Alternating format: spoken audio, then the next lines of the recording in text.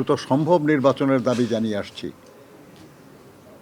আজকে থেকে না, এখন থেকে 14-15 বছর থেকে আমরা চাইতেছি আর কি, যে আমরা নির্বাচন চাচ্ছি, কারণ জনগণের অধিকার আমরা জনগণের কাছে ফিরিয়ে দিতে চাই।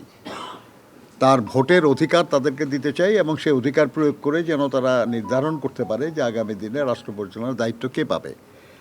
তাদের এই অধিকার বিলম্বিত হোক, এটা আমরা চাই না।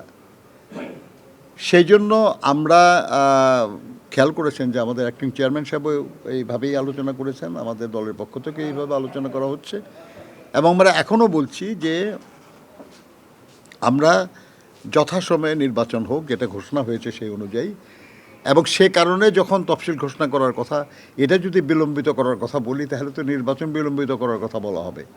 আমরা এটা ওইভাবে বলার কোনো সিদ্ধান্ত আমাদের দলের নেই। খুব দ্রুত উনি সুস্থ হবেন, এবং এটাই বিবেচনা রেখেই আমরা খেয়াল করেছেন যে আমরা আজকেও কিন্তু আরও কিছু প্রার্থীর নাম ঘোষণা করেছি। অর্থাৎ আমরা নির্বাচনী প্রক্রিয়ায় আছি। খোদা না করুন অনিবার্য কোনো পরিস্থিতি ছাড়া আমরা এই প্রক্রিয়ার বাইরে যেতে চাই না।